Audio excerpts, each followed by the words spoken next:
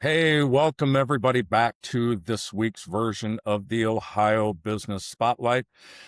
My name's Greg Fay. My sidekick, Tony Miltenberger, is out of town this week, so he won't be with us, but he definitely will be watching and learning like the other entrepreneurs and just guys out there, guys and gals out there that have got a side hustle and trying to decide, how do I get this thing up and moving? How do I get it started? And there's no better guest for me to have than two personal friends of mine, Michael and Jen Mershad. And they started 27 years ago, Ultimate Leadership Martial Arts. They have grown. At one point, they had a Centerville location. Their first location was in Springboro, and now they're killing it in Cincinnati.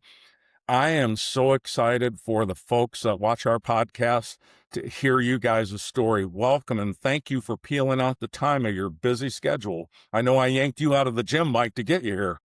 Right. So here's how we like to start out right here. Everybody kind of wants to know, a business like yours, you guys are so visible in the community. I mean, I've seen programs that you guys have done with schools, that you've done with women. You've been all over South Dayton. Now you're in Cincinnati. How did you two get this crazy idea that as husband and wife, we were going to get into this right here and make it a business that was ultimately going to feed our family and we were going to thrive from? How did it start? Yeah. Do you want me to take this one or you want I was to? going to say we had to do the short version since it's only 25 minutes because we could probably talk for an hour. So yeah, you go ahead and start us out. So we did not start our business like the traditional person starts their business. Michael and I were high school sweethearts, and we found that we were going to have a family very, very shortly after graduating high school. And so we decided that we loved each other. So we got married, not the way the Lord would have ordained things, but he has blessed it. So when we started this company, it was kind of like we didn't have an option to fail. So we didn't go in it with like a backup plan or like something we could go to next. When we started, it was like, hey, like we have a family and this has to feed our family. And so it was everything in, and then trusting the Lord to provide and give us wisdom where we had not always had the best wisdom. And we were kids. Like when we opened, you were 21, and I was 19 or 20. So, I mean, we were babies. Well, also our original business plan did not account for any kind of attrition whatsoever. And so we were pretty sure, why wouldn't we be successful? Why would anybody quit what we're offering, right? No one would ever quit. And that was a little, disruption early on when someone did, but Yeah. yeah. So that's kind of how Gotta it make it work. started. So you started out in the Springboro location Mhm. and you started out like gangbusters. The growth that you guys saw originally, what did it organically look like?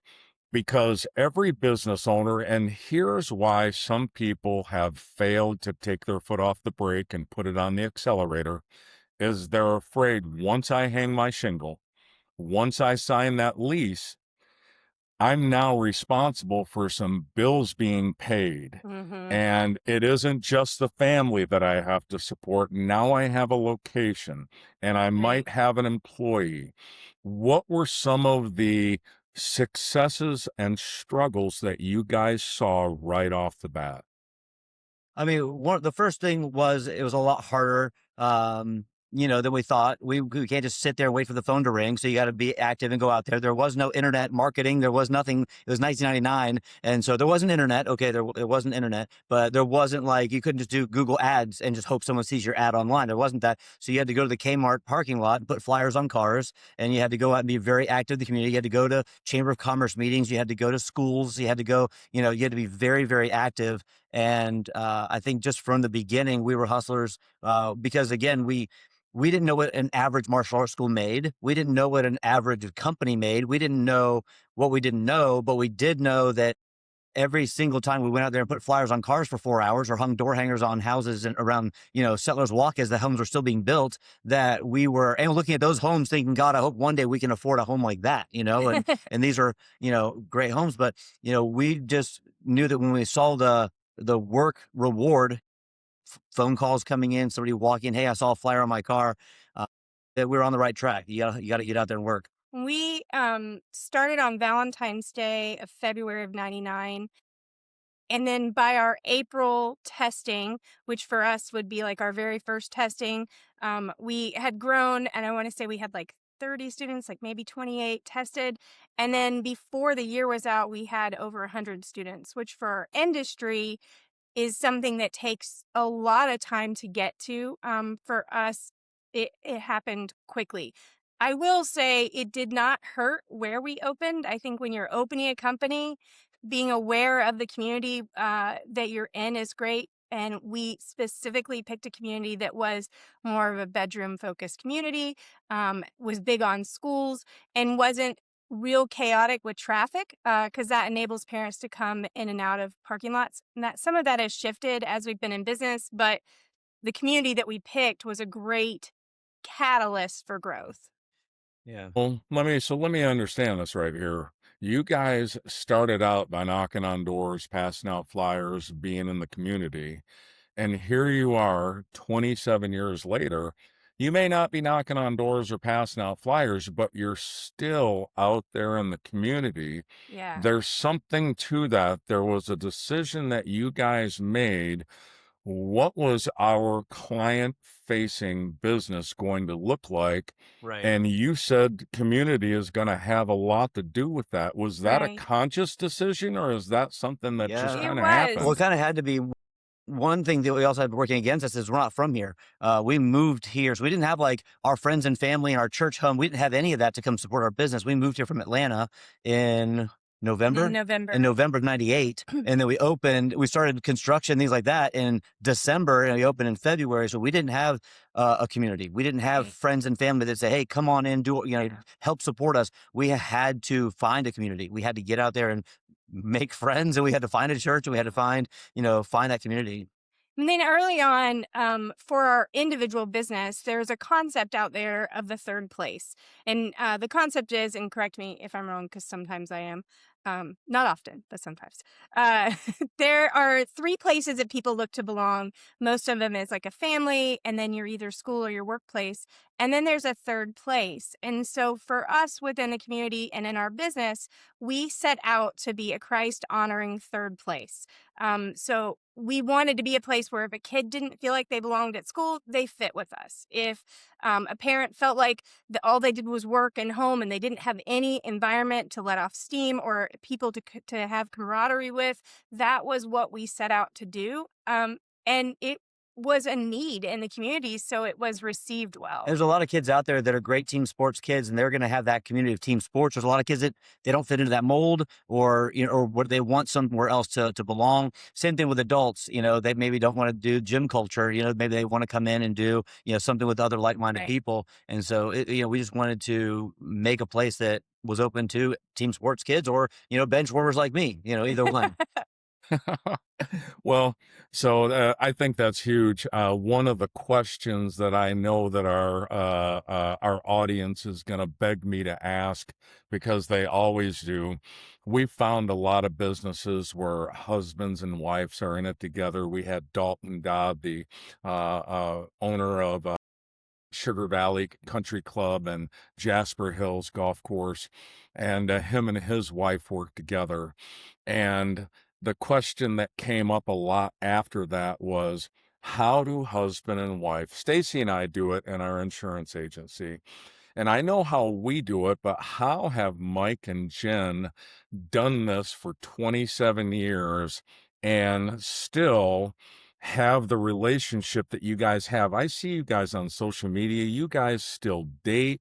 You guys still your faith leads very big. You've been unapologetic about that, and I'm sure that that attracts its own following. But how are Jen still willing to stand so close to each other and sleep in the same bed after being in business for 27 years?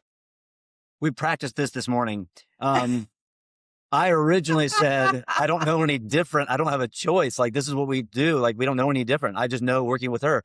I went from my parents' house to our house. There was no in between. There was no independence, if you will, for me as an adult, because I was a child when I got married, basically. And so we made a life and we made decisions that we just want to do stuff together. I mean, that was my answer. She said that wasn't good enough. So I'm going to let her I did. answer. Well, it's not that it's not good enough. I mean, it is all we know. And I can tell you, if we go through a season where we don't work together, that then we come back together and there can be some friction. So I think regardless, there's going to be friction when you're working together. What has worked for us is understanding our strengths, working to those strengths, and being willing and open always to communicate and hear what the other person has to say, not be too sold out to your own idea and concept that you're not willing to hear criticism or, hey, maybe not right now, that might be a step back. Mike is our visionary. He is always ready to do big things. And I'm our implementer, and I'm always going, well, that's a great idea, but how can we make that a reality? And so we just work well in that capacity. And then of course, we still date each other and have a relationship because honestly, I'm with him until the Lord calls us home. And so we should have a good time. And so we always put our relationship before our business, and that helps. And we definitely will work through arguments, but there's sometimes it's okay. Discussions. You told me about Sure. discussions. Discussions. Heated. Sometimes it's okay to step away and pray about it and then come back together. You don't always have to hash everything out because sometimes emotions get involved, and it's okay to just take a step back and then decide once we've kind of calmed a bit to come back and talk about it again. And it's not always easy, even doing it for this many years. I just have to remember that I'm married to Jennifer. I'm not married to my ideas. And so if I come up with an idea, I can't be married if I'm going to stay married to her. And I got to make that choice. Sometimes I really like my ideas. I got to make that decision. Well, it's funny. I had Mike Betancourt on last week. He is the co-founder of Black Barn Pickle Barn, and him and his wife, they are serial entrepreneurs. And he talked about it's so funny because business owners, especially couples that work together, you guys all say the same thing, and it's what I want to point out to our audience is, if you go back through our previous 30 plus episodes, even if both the couples weren't on, they're saying the same thing. The relationship is number one. You guys appear to do very well at staying in your own lane. I'm not saying that one doesn't swerve every once in a while, but Swerver. to be together, for your marriage to be as strong as it is and your business to be thriving as robustly as it is, you guys really. So we were talking about you guys being in business together, having a robust marriage and having a thriving business that continues to grow and add locations. And I was talking about how other business owners have said the same thing, how important communication is, staying in your lane, knowing what each other's skill set is. Can you tell me a little bit more about that? How has that really been the key for you guys? Mike and I talked about this morning, and we were doing our Bible time together, which he does his and I do mine, but we're always on the same topic. And what we were talking about this morning is the importance of having one head. And so even though we work together, we own the companies 50-50, the buck stops with Michael in the decision making. So like ultimately you need one person in charge. And I trust him enough to be wise in the decisions that he makes. I don't suggest marrying somebody if you don't trust them enough to be wise in the decisions they make. But you can't have two complete leaders and be always going in the same direction. So even though he values my opinions, if we do differ, he's the deciding vote. I can't really think of a lot of times that's happened in our marriage, but it solves any problems going forward because what we know is, hey, we have one person leading this ship. So Yeah, and it's not easy. Anybody who tells you it's easy working with your spouse all the time, it's not easy. No, And anybody you work with, whether it be a spouse or another co-owner that you're not married to, if you're not having challenging discussions, then you're not running a business that's growing, because right, you can't grow without challenge. We can't just stay status quo. In the early times, it was our class times actually class times were the biggest issue for us growing. And, we had discussions about that, because you can only start classes so early because of busing. You can only have it so late because of dinner. And so, one of the biggest challenges we had in the beginning was just changing the class times. right. And, so even just hashing things out like that, we need to be able to be, okay, this is your idea. We're going to run with it. We'll see what happens. But Yeah. being able to have those discussions it challenges part of growth for sure. And the last thing I'll say on that is making sure you fully agree on how your company aligns. Like, so because we know we're the third place, we're always able to go, okay, well, how does this decision really affect where we want to head? And so if you have a clear understanding of where you want your business to go, it's really easy to have a conversation where you can both challenge each other on, hey, does this line up with where we want us to go? Because if it doesn't line up, the conversation is moot. Boy, some would accuse us of beating a dead horse, but I cannot stress enough. I know I mentioned Michael Betancourt and Jessica Betancourt and Dalton Dodd and his wife and how they do things. But I hope business owners are listening to this, because the question comes up so often, boy, we want to do something, but do we really want to do it together? And so far, everybody has been in sync. It's like everybody's listened to every podcast before and just kind of copied. But I know that's not the case. What I know is that everybody individually decides that that's how they're going to do it. That's how they're going to do the exact same thing right there. So let's talk about, you guys are in a niche. I mean, when I used to do small business consulting, and of course, that's what Tony does. He does executive level consulting for Christian leaders.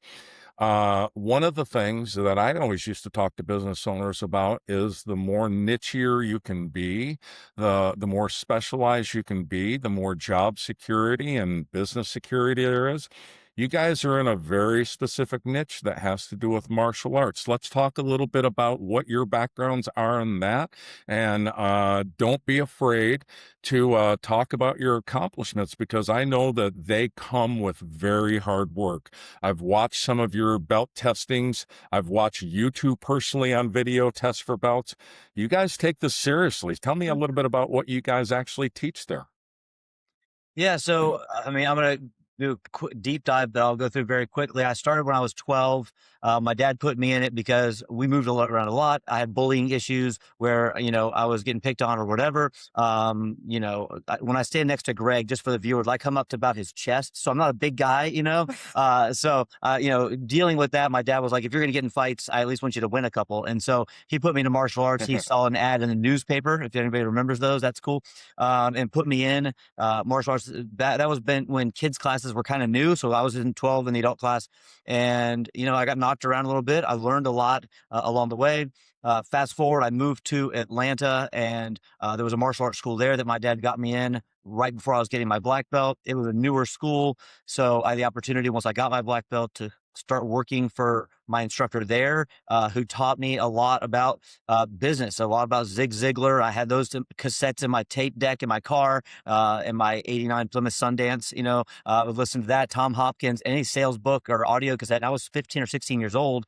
And so that, along with the martial arts, I just fell in love with. So when we opened up our school, we wanted to have leadership, we wanted to have martial arts. And so we kind of blended those two things together. And then we just have an absolute blast kicking and punching. And we come up with fun drills, and we come up with fun themes. And it's just, we get to make it ours and stay true to martial arts, self-defense, personal protection, but also, functional fitness, and along with the traditional side of the kicking and punching stuff. So we just have a lot of fun. Plus, I get to hit my employees, and so that's always fun. Yeah. They get to hit me back is the problem as I'm getting older, though.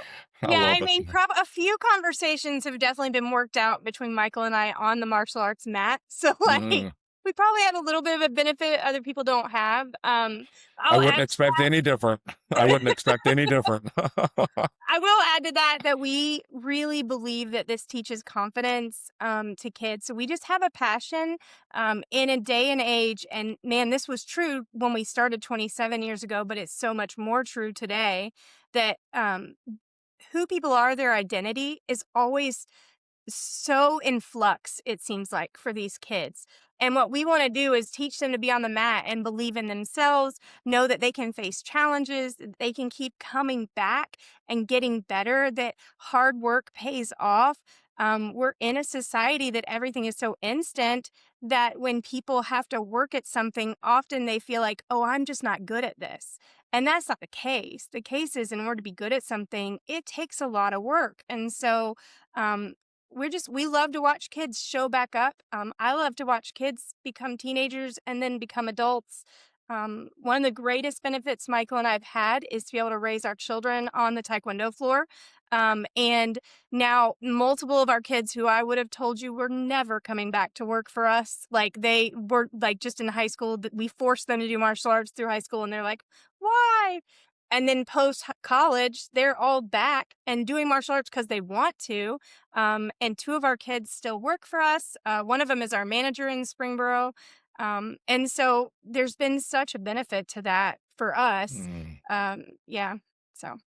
I think that's so awesome. So let's talk about, well, we've talked about things being sunshiny and rosy and all that right there, and how business kind of took off quickly.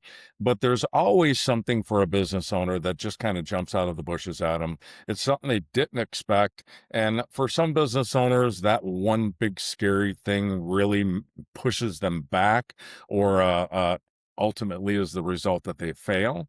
But business owners that have been at it as long as you guys have, you've had those things come up and you've had to overcome it. Tell me about one or two that really just scared the heck out of you, and you guys were like paralyzed for a minute, because I guarantee when someone watches, this will make a clip right here, this specific one, where this clip, somebody will watch it and go, man, I don't know how it got through that, or I'm confronted with this right now. What was that one or two things that really scared the heck out of you? I'm curious if it's the same one. I mean, my first one would be, because two totally stand out. One would be early on in our business, we were with an association of martial arts schools that kind of gave us our curriculum. Okay, so we share a brain. That helps. And so they made a business decision that, after speaking with our lawyer and Mike's dad, who is in business, we decided that was not going to be a good choice for us. So let me back up a second. So this organization had a couple hundred schools in it, and this is where we grew up. Like, these were our network of friends, our business associates, people we do tournaments with 4 or 5 times a year. We'd go to a training camp 1 or 2 times a year. These people who were the higher ups were kind of like mentors to us. A lot of the people were like family to us. And so these are the people we communicated with. That was the bubble we lived in. And they were those that provided the content, the curriculum, the belts, the certificates, all that stuff. And so when they made this decision, this business decision, that was ultimately not healthy for us as business franchise, not, well, I guess we're licensees at that time. We had to look at it and decide if we wanted to sign at that time a franchise agreement with them. It would have been a 10-year agreement. And so, yeah. We decided that we weren't going to. And the owner of that organization told us to take out a blank sheet of paper and start over, because everything they'd taught us we couldn't use. And we're like, well, you don't own the low block and you don't own a front kick, but like, we get it. And honestly, we did that. We took out a blank sheet of paper. And this, by the way, is at the very end of 2008 and the beginning of 2009. So I'm not sure if anyone was affected financially around those times of year, that time of life there, but this is when this all is happening. Maybe. Right. And maybe a little bit. We had 3 young kids at the time. So it's like, we didn't have an opportunity to fail, right? But or a second to think. We just truly had to make decisions. And that was a really scary time for us. Now, looking back, what I can tell you is a huge catalyst for growth. Often what we find is, in those scariest moments are the moments that we can look back on in hindsight and go, okay, wow, look how the Lord grew our faith, and look how this hard work paid off in leaps and bounds. And so definitely we became Ultimate Leadership Martial Arts at that time, from Mershad's martial arts, and kind of that whole shift helped us understand, really buy into more what our purpose was and why we're doing it. Um, that was scary, and we still mourn the loss of some friends. But Sure. yeah, Well, let me, I'm going to steal one of Tony Miltenberger's questions. I love when he asks this, and he always finds the perfect time in the podcast to ask it right here. But the question of pivoting to duplicate what you've already done. You did it once in Centerville and you successfully mhm. sold it off. Now you're in the process of doing it in Cincinnati. What is that feeling that comes up inside of you? Whether it's an opportunity that knocks, or it's just one of Mike's ideas, or is it one of these things where you decide to pivot and say, we can duplicate this right here, and I don't think that the duplication will be watered down. What did that look like for you guys? I'm going to let you have this one also. Okay, so hmm, I had a really wise person tell me, when you go and you open up your next school, it isn't going to be as easy as you think it's going to be. And I don't know how many times he could have told me that, but it was not going to matter, because I thought, well, it will be for me. And then you open that second location and you're like, oh, wow, it's not. And when you open up a second location, depending on the year span between when you opened your first, things changed. So like what Mike was saying earlier, when we opened in 99, knocking on doors and doing door hangers and doing demonstrations out in the parking lot, those things brought in students. Well, in 2020 or 2017 or 18 is when we opened up our central location. The whole uh, outlook on how you advertise had completely shifted. And so what I will say is, you shouldn't be afraid to do something new, but don't walk into it thinking that it's all going to be just perfect because you were successful in one place. We were pretty naive to think, and we did think that, well, we had been in Springboro for, at that time, 20, almost 20 20 years. years. Yeah, almost 20 years, 18, 19 years. And we went to a very large church in Centerville, and we were very well known in that group. We were very well known in the community for just getting out and doing our thing. And so we figured, open it and they'll come, they'll show up. And it was a big uphill battle. Then we weren't as focused on business one. We had business one manager quit about 4 months after opening location 2. Yeah. And then we had a young staff that we had to kind of put in charge of things when we had to get that second location. So looking back, there was a lot of things we probably do differently. Which we kind of did with Centerville, or with Cincinnati, which, and COVID hit. So very soon after we opened our second location, COVID hit. And that would be the other thing, that like, what do you do? Because like, we're an in-person thing, and we're a luxury. We're an extra. We're an extra. And so, man, talk about faith being grown, and just interesting seeing how innovative you can be when things are taken away. But what I will say is, if I were going to do it again, it's really important for the people who are going to open your second location to understand your culture, or the people you're going to leave at location one to be rock stars at your culture, because your business lives or dies on your culture. And we work with kids, so there is no room for this to be off. And so it's not with Cincinnati, with Madison, our oldest daughter coming in and being our manager. We knew, okay, the culture here, she grew up in this, she gets it. Heck, she's better at it than we are sometimes. And so that was a strong thing. We didn't have to be concerned about this location struggling when you go off on the next one, but making sure anyone that you hire and bring into your company understands your culture, I think is hands down the most important, and even for us, more important than being a good martial arts technician. Opening the Centerville location definitely taught us a lot, and it's thriving right now. The guy who we sold it to is a rock star kid. Mhm. I mean, I taught there on Tuesday actually this week, and just a great culture over there, doing a great job. And so for sure, I'm so glad we opened it. I'm so glad it's worked out the way it has. But one thing it definitely taught me personally was leadership is not letting somebody sit where they're at.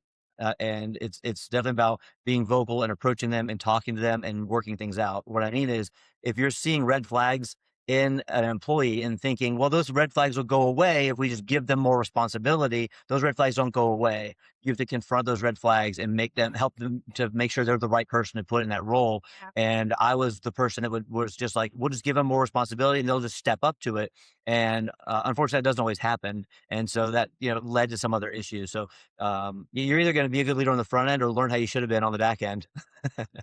Mm. Yeah. Well, there you go, using again one of those common threads that have been woven throughout this business spotlight with successful leaders in the community like you guys talking about culture. Culture is something that has to be so intentional. And it Mhm. sounds like you guys, it sounds like that has been a very high priority for you guys from even day one, because you appeared to have a culture almost immediately. At least you knew what you wanted it to look like and Right. have successfully. Business owners, when you're listening out there, boy, take away some of these things right here that people have done. You can stand on Mike and Jen's shoulders here and actually learn and not have to bump your head maybe in some of the same ways that we did. I'm a big Ryan Hawk fan, Learning Leader podcast. He's actually going to be a guest of ours at the end of April. I'm really excited for that. But he asks this question oftentimes to his guests, and I just heard him ask it when I was doing my walk around here in the neighborhood. And he says, "Okay, I'm going to give you guys a bottle of champagne, and in 1 year, you're going to be cracking that bottle of champagne, celebrating something. What is it going to be? 1 year from now, what are you going to be celebrating?" I just want to know if we're dead on. Okay, so go ahead. We'll definitely be celebrating 400 actively training students between our two Dead on. locations. So, our Springboro location was really killing it. We opened the Centerville location. We kind of split off a little bit over the past couple of years. Coming back from COVID has not been easy by any stretch of any imagination. A lot of people came out of COVID not wanting to open themselves back up again. They're still kind of closed up. And so getting them to want to come out and do something physically active around other people, being around other people is weird for people since COVID. And so building back this Springboro location, our sweet spot there is 300 actively training students. And that's with my current staff killing it, not having to hire a bunch more people, but really, honing in those guys. And then Cincinnati location, when we bought it, you talk about culture. I'm not going to go super into it right now. I can, I guess, but the culture was not Michael and Jennifer's culture. We took it over in 2022, and it's taken this long to get the culture. I love it. Now I walk in and it's the culture I like. It's humble learners who want to get confident. The humble learners that want to get confident. It's not ego driven. It's not anything like that. It's a really nice culture. Yeah. And now Which we took that school over from somebody else. So Right. and they had been in existence for 20 years. So we had to undo 20 years of their culture and implement ours. It just took longer. Which their culture may have worked for them. It was the school that they It wanted. didn't work for us. But when we took it over, we just needed it to feel ours. It's our brand. And so yeah, we are at about 60 students there right now, and the sweet spot I think there is going to be 100 students, because you want to be a part of the community that's growing. You don't want to be a part of just a small little huddle. And so I believe that growing is important. I think growing is great, but also scalable growth is way better than a huge influx at one time trying to manage that. So that's where we're at right now, and we've been. And if you ask on any track. member of our team, they all know that that's the goal that we're going to be cheersing in a year. And actually, we'll be cheersing that by January the 1st of next year. That is the date, the deadline on that goal. And we have real tangible steps to get there. And we're just believing God's going to show up in the way we work. So. Well, I love that right there. Ryan Hawk talks about his struggle with celebrating, because, it's a journey. You never want to feel like you have arrived. And, Mhm. sometimes celebrating may cause you to take your foot off the gas. And, but it doesn't sound like that's going to be the case with you guys. I bet you guys could probably give me things that you'd be celebrating at annual benchmarks over the next couple of years easily. And So, ours right uh, now, Greg, are all about grandchildren. So Sure. the things we're man. choosing are all grandkids right now. They are the best, aren't they? We've They got really two. are. Well, yeah, we it is such a blast, and it's so cool. You guys are really, and I'm going to extend just one more topic a Mhm. little bit longer, Sure. but I know you guys, and you guys successfully navigate. And I don't know that this is breaking news here for Ohio Business Spotlight because we've never really talked about it, but it's something that I've always done, fought the battle of how do I live my personal life on social media while my business is parallel, what people see, how does this align with what my beliefs are, and are there times that I've bumped my head? Sure, I have. I haven't seen you guys bump your head very much, and you guys are out there quite a bit on social media navigating that. Number one, I want to applaud you. Number two, what do you, I know some of the tricks that I've gotten better at, I've learned when I bump my head. When you're out there on social media, both personally and business wise, what are some rules that you follow or some things that you look at? Because this right here is going to be a reel that people will watch because we haven't broached this topic yet. I think the biggest thing is that any small business owner, especially if you're in your business every day, understand that people are going to see what you're doing and you want to be well, you need to do what you want. It's your brand, you do what you want, but understand that everything that you post, everything you put out there is going to be like a boomerang and come back. Okay. Now you may not ever hear someone talking about you, but people are always talking about small business owners, in one way, shape, or form, whether you post something politically, religiously, or, that you hate this new intersection, whatever you're going to post, is going to come back one way or another. And as long as you're okay with that, then be okay with that. It has to kind of match your personal brand. I'm going to put out faith content. I'm going to put out patriot content. I'm going to put out marriage content. I'm going to put out relational content, both on TikTok accounts or Facebook accounts or whatever. That's the content that I typically, promote and create and put out there. Have I thrown some political things out there here and there? Not a ton. I don't blame people that do because again, you get to put your personality out there. At the same time, I have very deep conversations with people who believe like me and believe very different than me, and I want to be able to continue to have those conversations without ostracizing either Yeah. side. Uh, I think for me, because we don't for me, we I try to think about, okay, what are the things, who am I? Who do and how do I stay true to who that is? And mm, I have a ton of different opinions, whether my opinion is right or wrong. I, I don't know. Time will tell on that. But what I do mm, know is the word of God is always true. mm, So when in doubt, I'm going to stick with that because that's not my opinion. That's God's opinion. And that is a rock I can stand on. And then I'm the things I value. So when you see me post, I'm going to post about my kids. I'm going to post about my grandchildren. I'm going to post about my very best friend who I happen to work with and be married to. And so like mm. I try to post positive. I would be lying, Greg, if I said I have never angry ranted a post and then just not sent it. But for me, I just kind of listen to the Holy Spirit, and He's like, like, is this going to grow someone's faith? Is this going to let someone feel like you're an open door, or is this going to shut a door?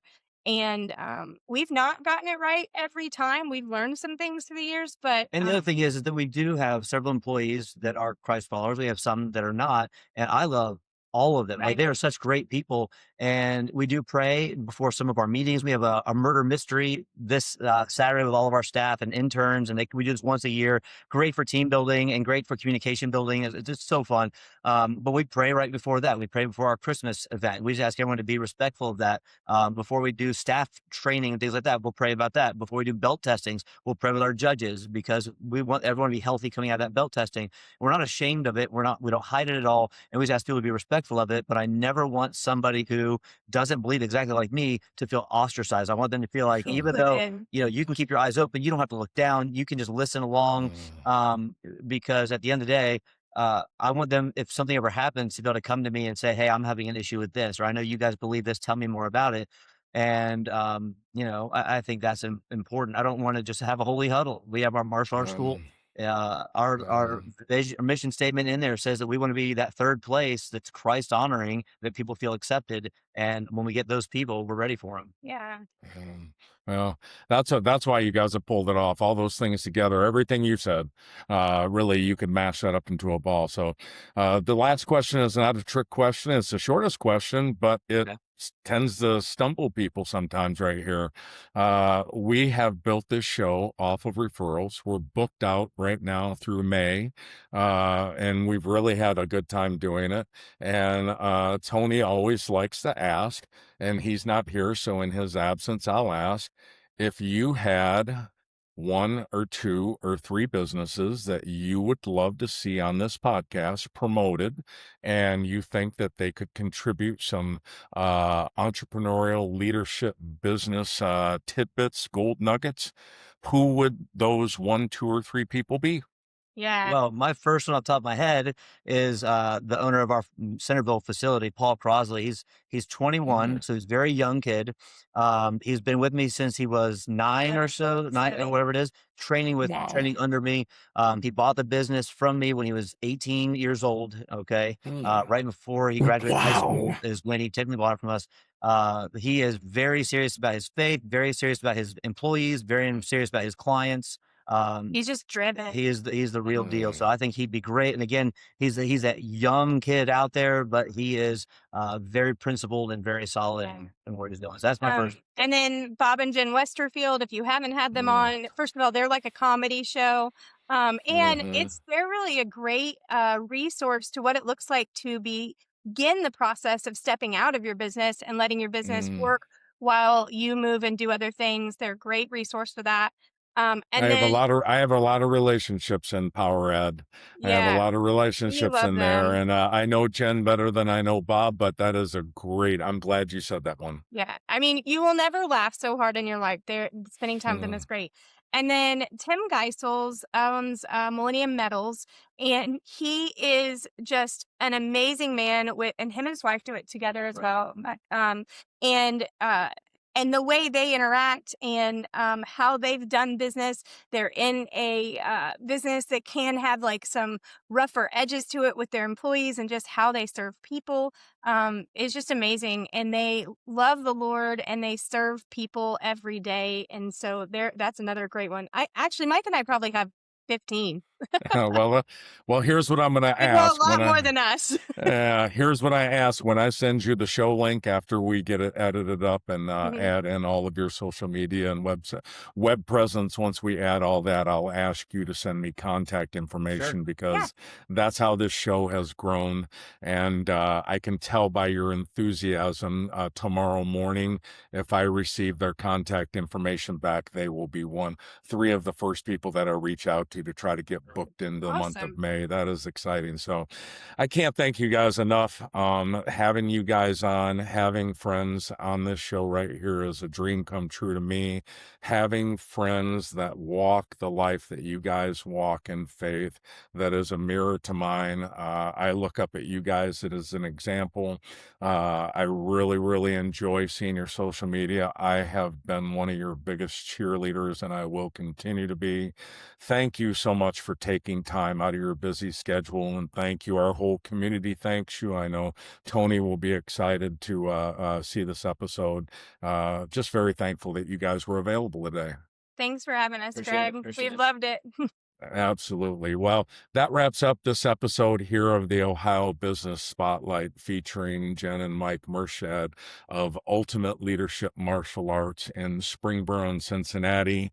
We're so excited. We hope that you will click that subscribe button on the Follow to Lead YouTube channel. And I'm excited to get this podcast in everybody's hands and cut up some reels, because these are the type of nuggets that are going to help business owners going forward. Love you guys. Thank you so much. Everybody have a great day. Thank you, sir. Have a good one. Bye.